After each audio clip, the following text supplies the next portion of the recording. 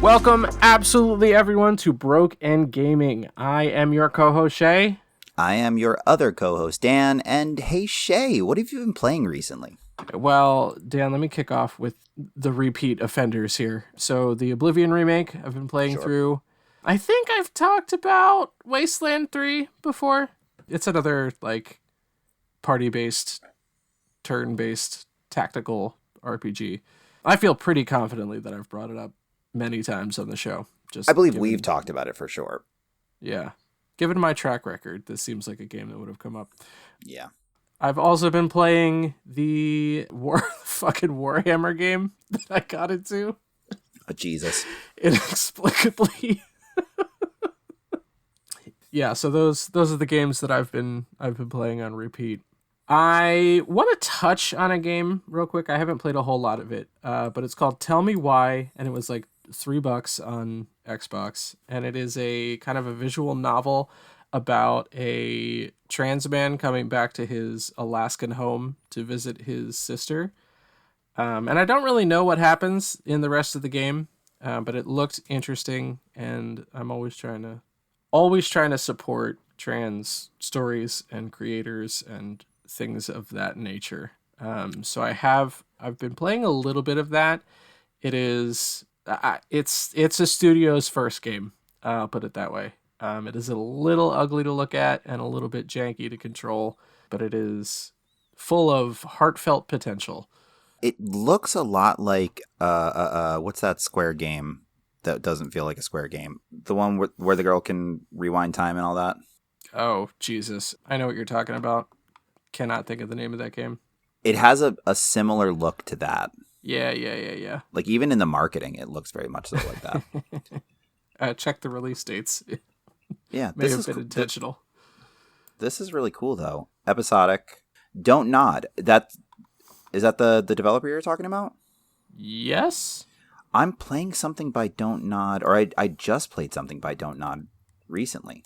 Oh, hold on. I know what they put out a game They did Life is Strange. Yeah. I couldn't fucking think of it, but it came up first. Oh, they did one of the vampire games too. Yep, ugh. I'm seeing that. Oh, yeah. Okay. Well, okay, so tell me why, maybe not their first game. Oh, definitely not. But maybe the director's first game? Could be. So, we actually talked about one of their games recently. Don't Nod is the developer behind that Banishers Ghosts of New Eden game that I talked about. Yeah, it's actually weird to me then that this game looks so kind of unpolished, because it came pretty deep into their portfolio, I guess. Yeah, it looks like it. And this is the game that they followed Life is Strange 2 with before they left that project. Yeah. It looks like, I mean, let me see. When did this come out? There's like 4 or 5 Life is Strange games at this point. Really? Because they started not numbering them. They were like Double Exposure fun. And... Sure. Yeah. Colors, I think, was one of them. Okay. Yeah, so they may have been kneecapped by COVID. That could very well be. And this was the first game that they did that was specifically for Xbox Game Studios. Yeah. And seemingly the only game that they did specifically for Xbox Game Studios. Yeah. They said, no, thank you. Never again. Yeah.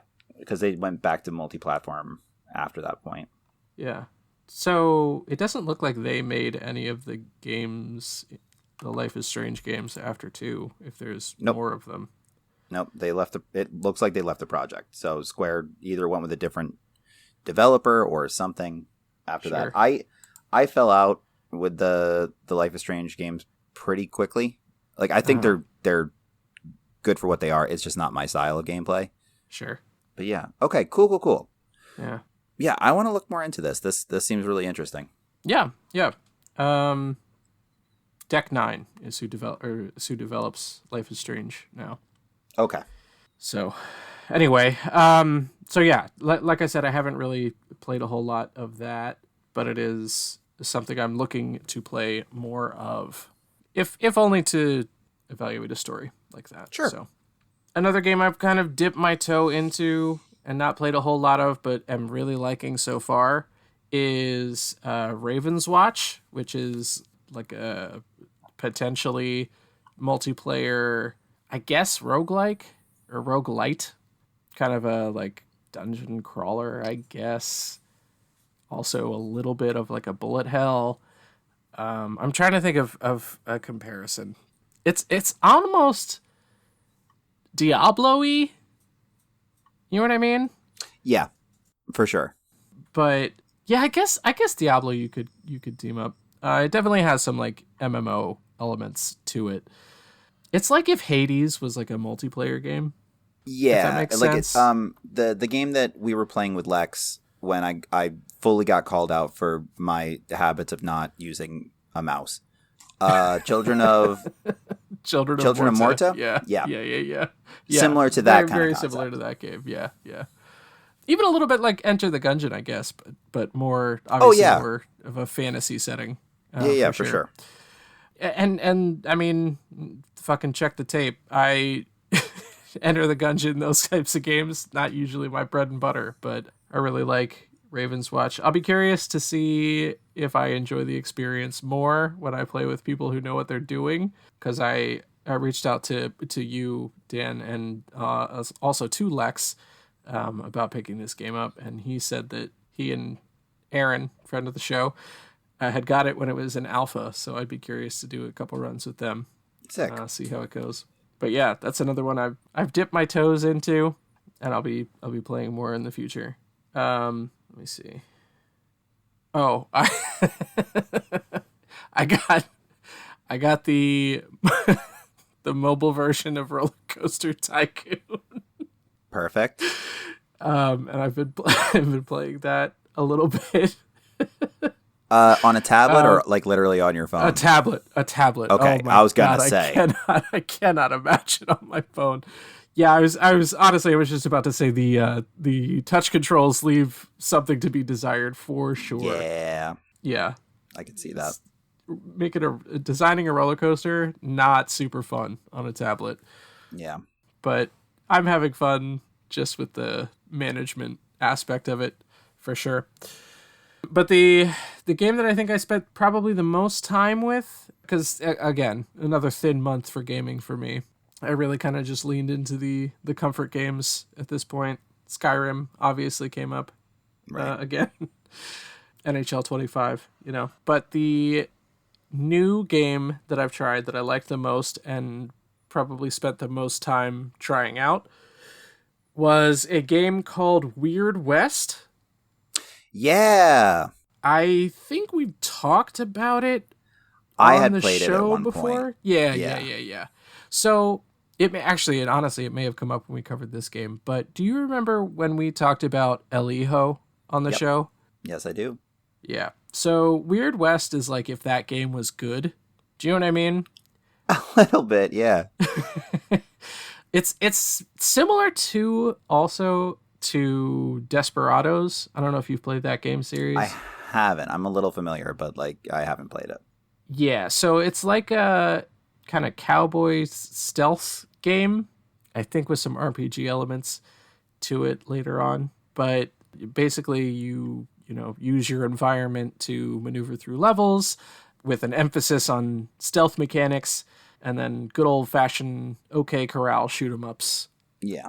As you go. So I've been having a bit of fun with that game. I'd be curious to see what the mid-game of that looks like. I'm a little nervous about that. But yeah, I'm in its early stages. I'm having a good time. It's an interesting story because they describe it as like a gothic horror western. Oh yeah, that's right. That's the other thing, is that there's like magic or cryptids or something involved. Yeah.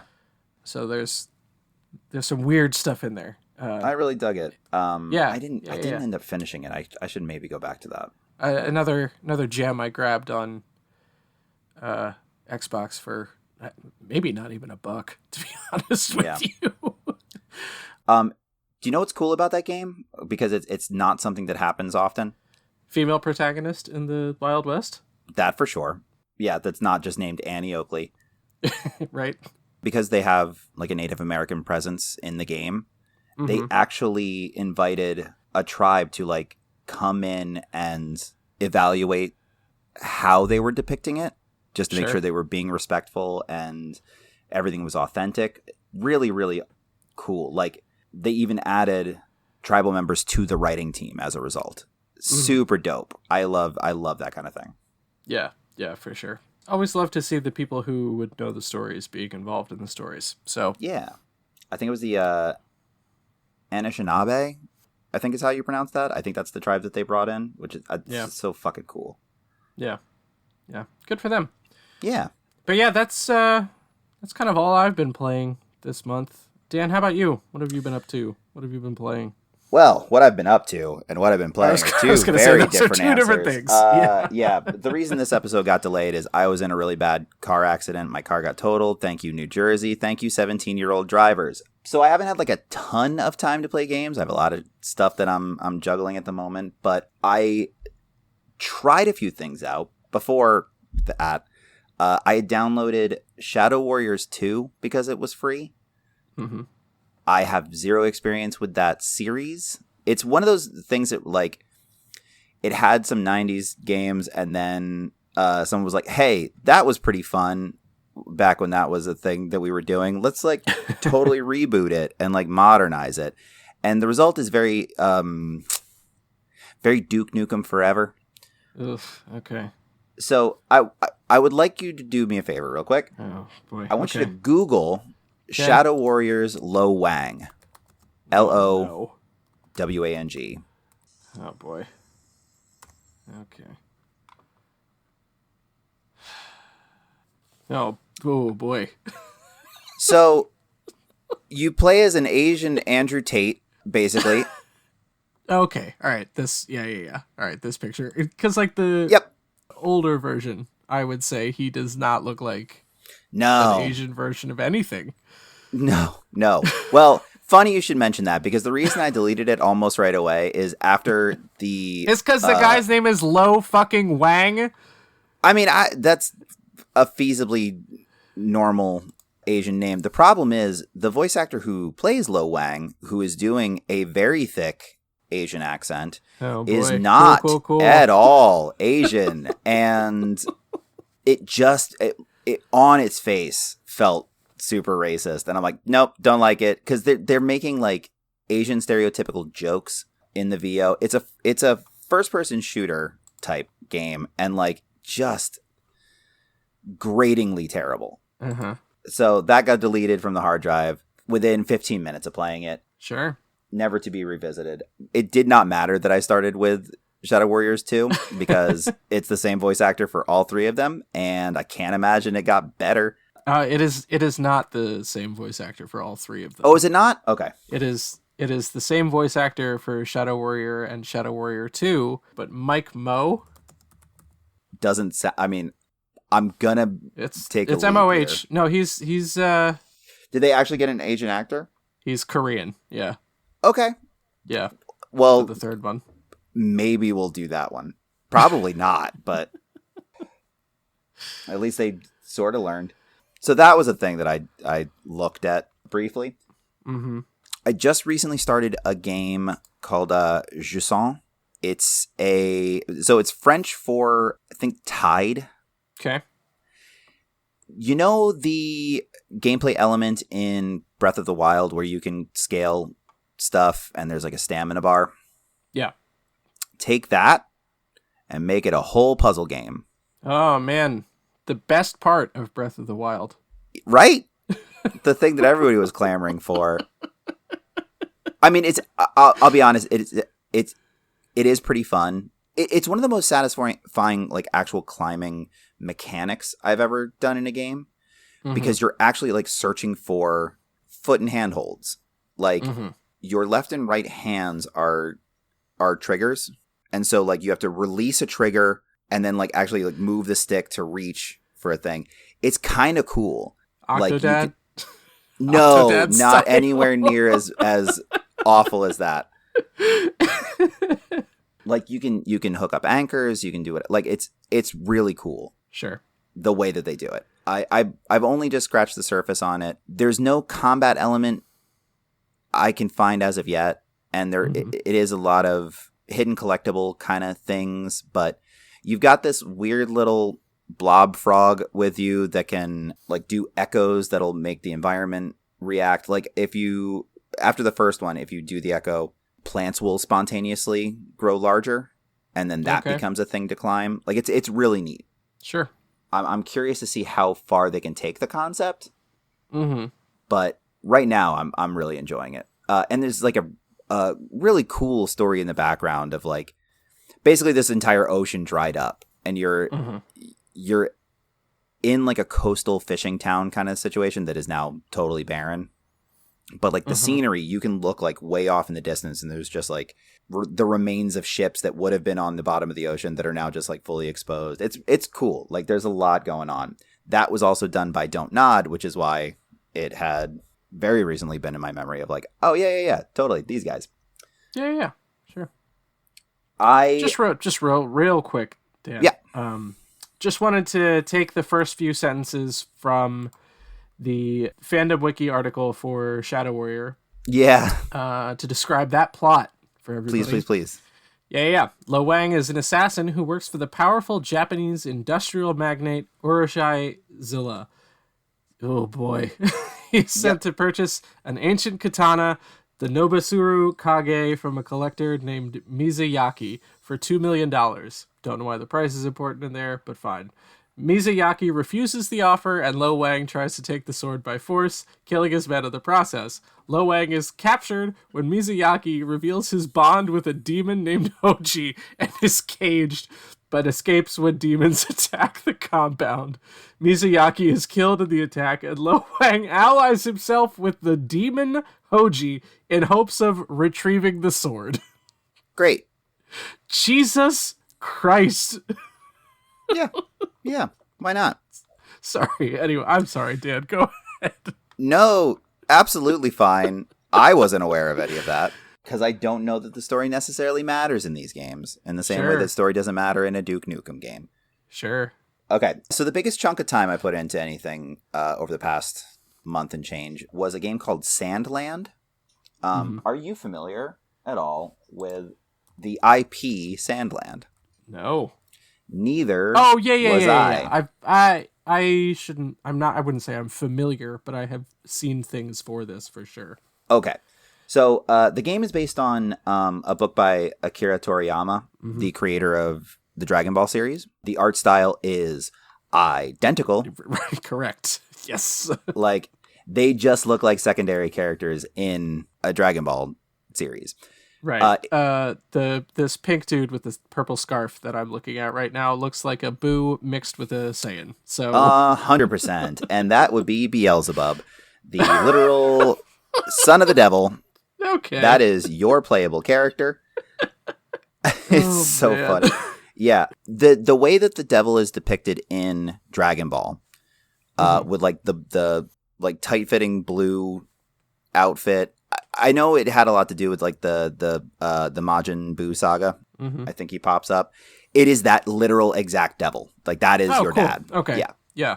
Like exact same drawing. So apparently this was a theme for me and I didn't realize it. So this is yet again another game in which you're in just a big desert area because water has become scarce. Didn't even make the connection until just this second. Yeah. So the series essentially is that humanity and demons like just kind of have been separate, but Beelzebub gets approached by the sheriff of some random town of like, hey, we're pretty sure we found this like mythical spring. Would you demons want to help us out? Like, you guys need water too. Like, sure. And Beelzebub's like, I'm evil, but yes, absolutely. Let's go do that. I'm thirsty. And then it just becomes like this quest to get water to the people of what is now known as Sandland. The king has like this big dam, as it turns out, and whatever. It's such a stupid concept, and I like it a lot. Toriyama is obsessed with dinosaurs for some reason. Like, that's always been a thing with his stuff. Even in Chrono Trigger, there's like a shit ton of dinosaurs for like no reason. They're throughout Dragon Ball. I don't know why. He really digs drawing dinosaurs. They're in this too. Just roaming around the desert. I got through the first chapter of this game because it's almost done in an episodic manner. Mm-hmm. And I don't know if it follows the original manga by doing that or what, but like we bust the dam.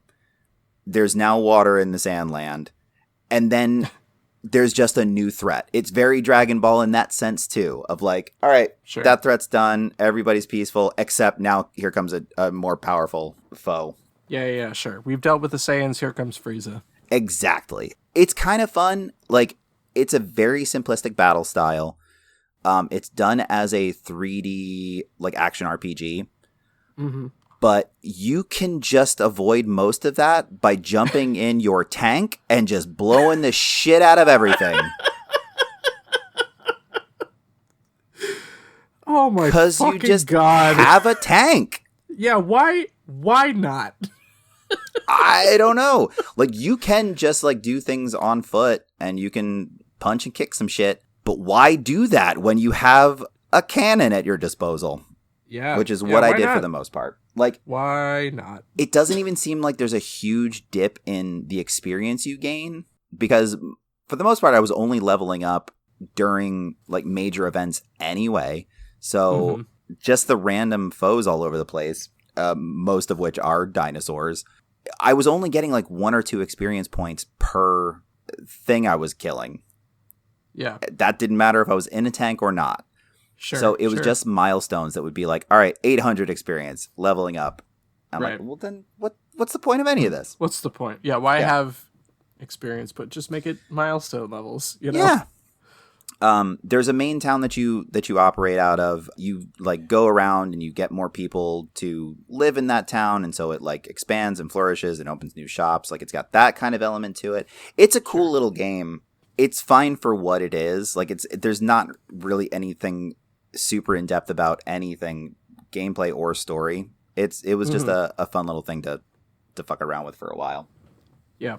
But the one I'm going to be continuing playing for a little while is a game called Eiyuden Chronicles 100 Heroes. Have you heard of this game, Shea? No. let me look it up quick. Sure. While you do that, are you familiar with the Suikoden series? Nope. Of JRPGs? Okay. In the early aughts, Suikoden was a JRPG put out by Konami. It was, just a flash in the pan kind of thing. I think they had 3 installments. Yeah. Nothing really to note. The original person behind that series did this after kind of not doing a lot for a while. Like this was released, I believe, the year he died, after like just kind of doing little things for like 3DS and whatever for a few years in between. The hook behind this game is that the 100 Heroes thing is not metaphorical. Oh no. Yeah, there are literally over 100 characters that you can recruit over the course of this game.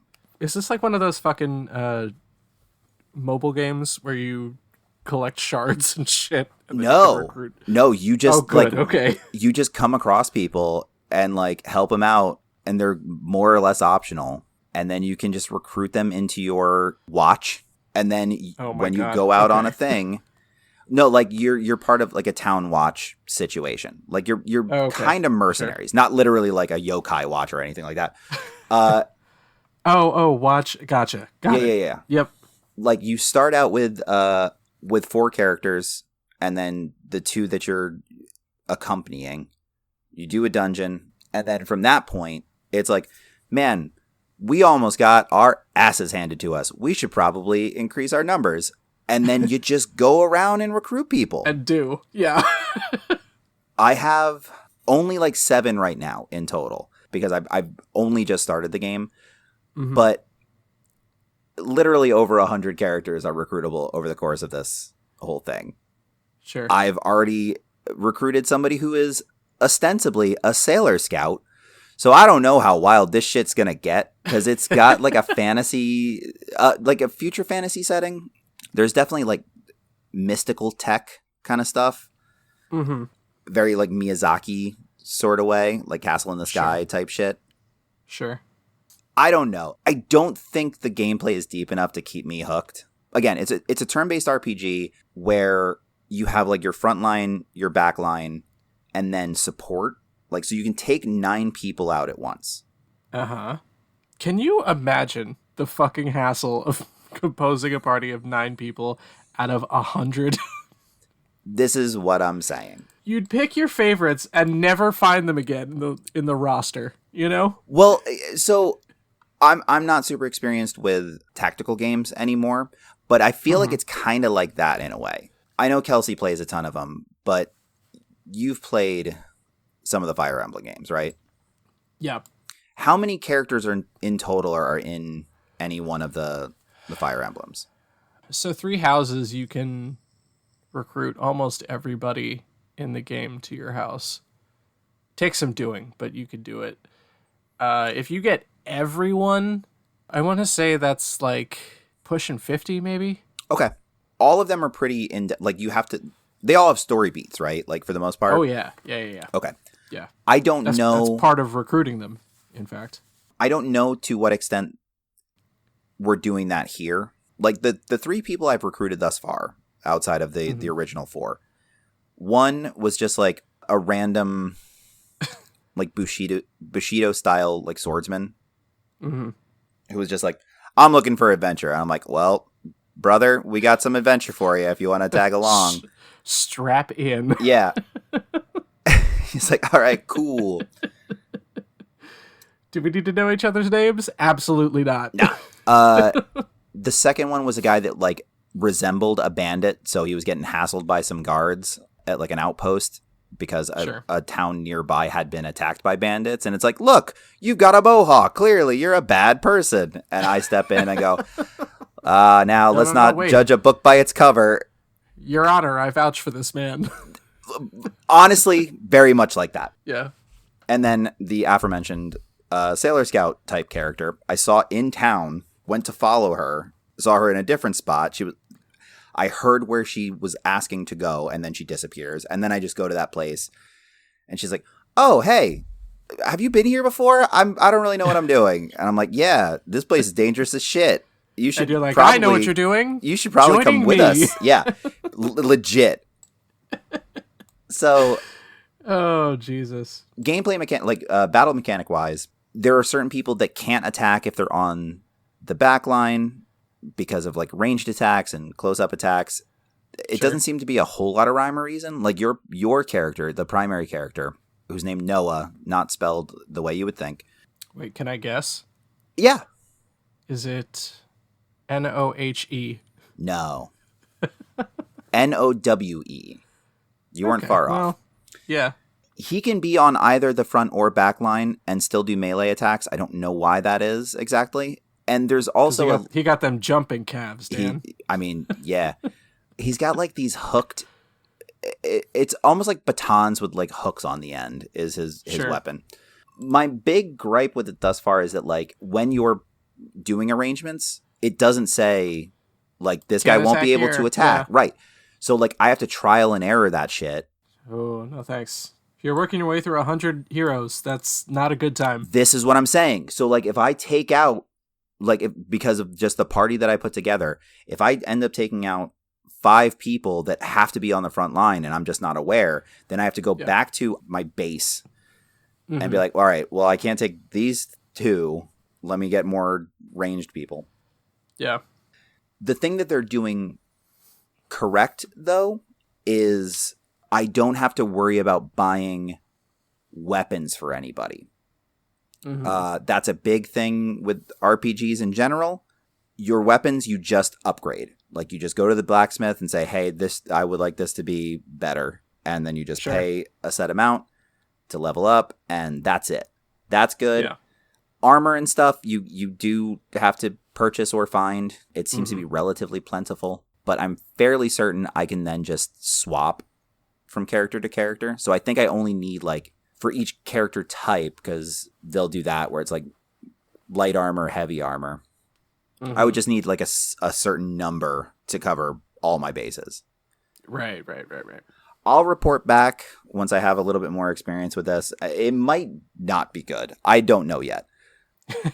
They have introduced the idea. I downloaded it. All right, so sick. I'll get back to you as well. Cool. I would say, if you had asked me during many points in my life, RPGs were hands down my favorite genre. Sure. I had told you just before we started recording, I don't know that I have the patience for them anymore. Yeah. So we'll see.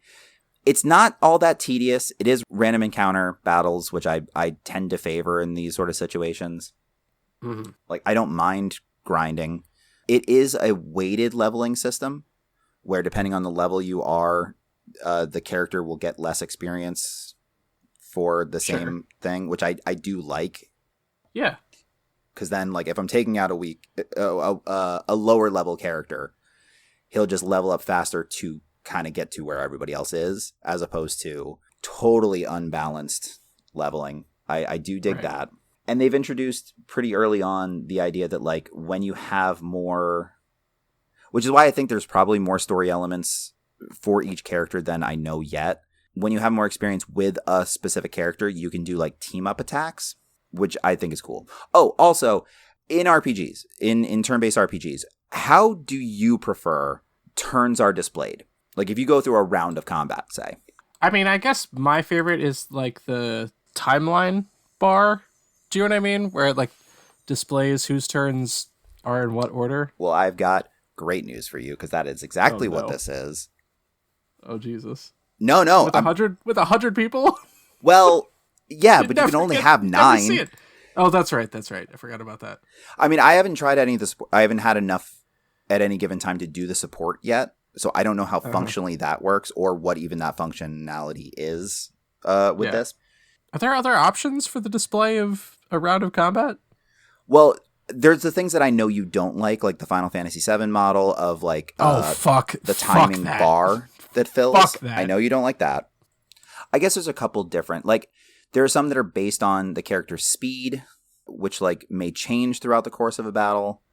But this is pretty static. Like, it just takes what the stat is of both the enemy and your characters, and then it just bubbles across the top of the screen of, like, this is the turn order.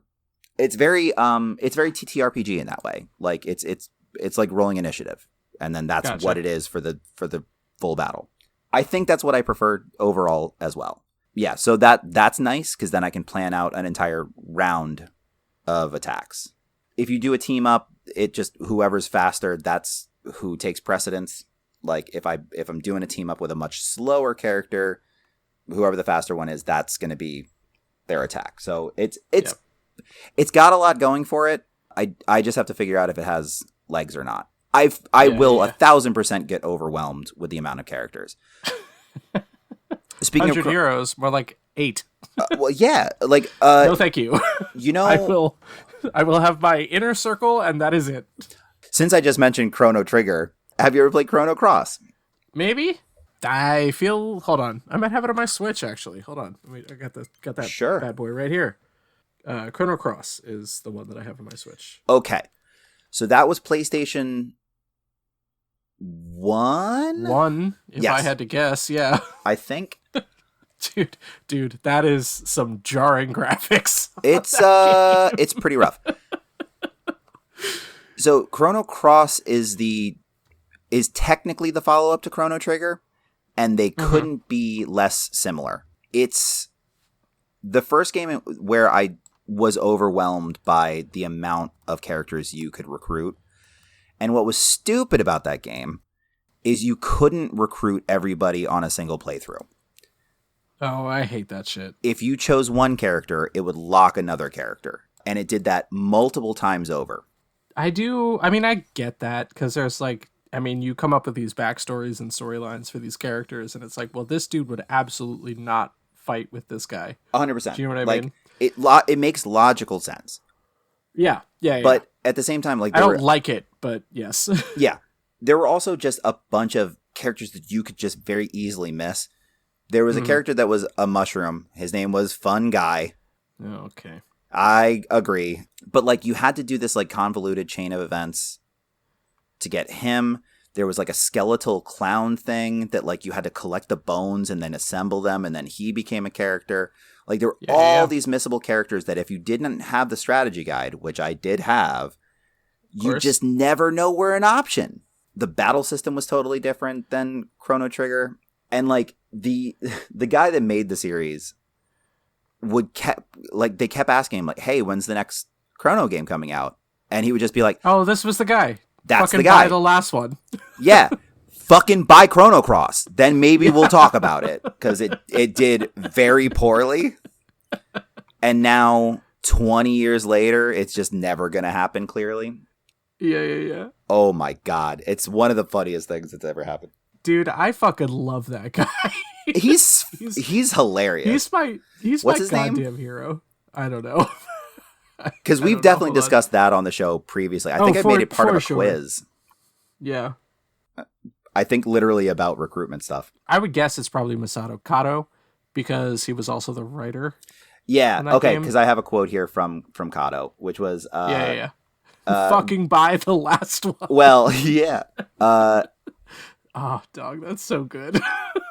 Well, he's also like, this isn't really a sequel, is part of this quote, where we didn't want to directly extend Chrono Trigger into a sequel, but created a new Chrono with links to the original. Because, like, at some point you come across ghostly child versions of the three, like, primary protagonists in Trigger for, like, no really good reason. Yeah, super fun. I love it. That was the first time, though, I got really like, man, why the fuck are there so many characters? I don't know what to do with all of this. And I have a feeling I'm going to be like that with this too, but we shall see. Yeah. And now I'm excited that, because you like RPGs. I do. I do want to see what your take is on this. The only thing I want to mention, because I haven't really played it, I downloaded it. I had it like set to download automatically when it released. Mm-hmm. Persona 5 just released a mobile game where you're playing as other characters that can do what the characters in Persona 5 can do, running parallel to what they're doing. And I don't understand functionally how that works. Battle system is largely unchanged despite the fact that it's a mobile game. Instead of a cat character that's like a cat in the real world and then like whatever, it's an owl. There's just an owl that hangs out with you. I don't understand what's happening at all. I have not had the patience to sit down and play a mobile game for any length of time right now, but that's something I may report more on in the future. It is free, but there are in-game purchases, which that's, of course there is, because how else are you going to make money on a mobile game like that? Right. But man, Atlas is the fucking strangest company. I found the quote. I found the person. Go. For the quote. So, at E3 2009, Square Enix Senior Vice President Shinji Hashimoto remarked, "If people want a sequel, they should buy more." Yeah. Fucking nail him. Fucking... He's right, though. Like... Yeah. If you want a sequel, fucking buy the game. That's how this industry fucking works. Yeah, man. You prove that you are a large enough audience for us to continue this series. We'll keep fucking making the games. As we do with a fucking Call of Duty every year. Yeah. Do you think we'd be releasing Maddens at the rate that we're releasing Maddens if everybody didn't buy the previous Madden? Right? And especially in that case, because it's the same goddamn game every year. The hands have been garbage since they started making the game, and they haven't changed in 30 fucking years. Nope. I should note, just for whatever, they made NBA 2K25 free, and I did put it in my library. Haven't touched it because I'm still salty about last year. I don't know if I'll ever touch it, but I got it for now. Until they lock me out of it again. Okay, so I bought NBA 2K25. Okay. I've never mentioned it before because I feel a deep shame for having done it. I fucking hate that game. Really? Oh my God. Okay, tell me why. Yeah, so in the, like, be a star or whatever they call their version of, like, you're a drafted rookie, they put in... First off, your voice is the same. Like, you don't get a chance to, like, they did that in 24 voice as well. And it's weird. It does feel weird. Yeah. because they made a specific choice when it comes to what they think the demographic is going to be for that game, and then you're just I don't really mind that much, but like, yeah, they did. But if you're not, right, it sounds weird. Yeah, it feels more weird than anything. Like I don't know how to say this without it even coming off as borderline offensive, so I'm just not going to. Yeah, I'm cool with it. Does make me feel weird sometimes. Yeah. So anyway, in that version, that mode of the game, you exist in like Basketball City, basically. Yep. No matter who drafts you or whatever, you exist in like a fucking domed city of basketball activities, and for whatever reason, fucking anybody else in the world can pop in at any time. So it's essentially like an online hub. Like it's just yeah. I think I ended up getting like a one wheel, like one of those terrible one wheels motorized skateboard deals that I was riding around on, just because it was the most efficient thing to do. But like when you're in that hub city, you have all these objectives that you can do, where it's like, go talk to your agent Don Cheadle. Yes, your agent, or like this random player who's hot right now. They'll teach you how to do a specific thing, and maybe you'll get a T-shirt. Oh my god, or dude! A stat boost. So my guy got drafted by the fucking Utah Jazz, and I don't know if you know this about the Jazz. They don't have a superstar player on their team. Do they not? So no, they don't, because they're rebuilding right now. Okay. And have been for 35 years. Whenever Karl Malone left. Yes. Okay. Yeah, for sure. Yeah. So it's also like I do. Here's the one thing I know about the Jazz. When they moved them from the city that actually made sense for it to be Jazz, just didn't bother to change the name. Yeah. Do you know, by the way, Utah, do you know, since that move happened, they've changed the name of the New Orleans team 2 times, and it wasn't back to Jazz either time. And at no point did anybody say, should we? So fucking awesome. So awesome. So because the Jazz don't really have like a superstar, it's obviously like the least like cared for like player that you interact with in the game. Like obviously, you know, if for example the Sixers draft you, Joel Embiid looks like Joel Embiid in the game, right? But the Jazz, your like go-to veteran leader is a guy named Lauri Markkanen, who is I want to say Finnish, okay, who in real life looks like a ghost, and in the game looks like a sheet of paper. Love this. And they didn't quite nail down the mouth movements, because I can't imagine that they asked Lauri to come in and do mocap for that game. They're like, it's just not worth it. Right, exactly. Yeah, because he scores fucking 16 a year. Look, you know what I mean? We're gonna bring in SGA. He's gonna we're gonna pay him a couple million probably. We're gonna have him do so much stuff, but this dude, sorry, Lauri. Yeah, that's hilarious.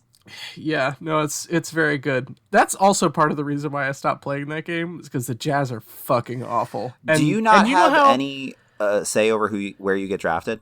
You can either go first or second based on your interview, I think. Okay, this is. I don't remember. This is my lack of sports knowledge coming through pretty strongly.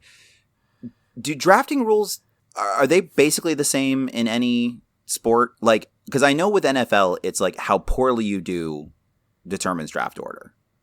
Yeah, so baseball and football, the NFL and Major League Baseball, it is based on your record the previous year. Yeah. In the National Hockey League and the National Basketball Association, they have what's called a draft lottery, where if you are the worst team in the league the year before, you have the best odds of getting the first pick. Oh, weird. But more often than not, you don't get the first pick. And I know that they can do like you can still do deals between teams where it's like, hey, look, we'll give you this draft spot if you give us XYZ. Like that remains the same in every league, I think. Correct. Okay. Yeah. I don't remember exactly, but if I am remembering correctly, I think you can either go first to the Magic or second to the Jazz based on how you do in your interviews. See, now that's weird, because if they're kind of shoehorning you into it's going to be one of these teams, then they probably should have done mocap for the one person you're going to interact with the most. Dog, I don't fucking get it. Unless they're just like, look, you're gonna do really well your first year. You're gonna get traded to the Lakers. So that's kind of the thing, is that you say who your favorite team is, and they're like, you're not gonna be there this year, but keep playing. Okay, so based on previous NBA 2Ks that I've played, they're treating the Jazz like the G League. I love it. That's so fucked. Oh, yeah. So, yeah, anyway, that's 20 fucking minutes on 2K25. Oh, hell yeah. I love it. All right, we got to wrap this up. All right. Yeah, let's get the fuck out of here. Yeah. All right. So, as always, you can follow us on social media at BNG Pod on Instagram, and our Blue Sky, which Shea will tell you right now. Yeah, it's in the description. If you search Broken Gaming Pod on Blue Sky, you'll find it. Look, it's not. You guys know how to use social media. You got it. You're listening to a podcast. I have to assume. But on those, we post custom artwork for every one of our BNG Classic episodes, as well as sales that you should be aware of that we call cheap codes.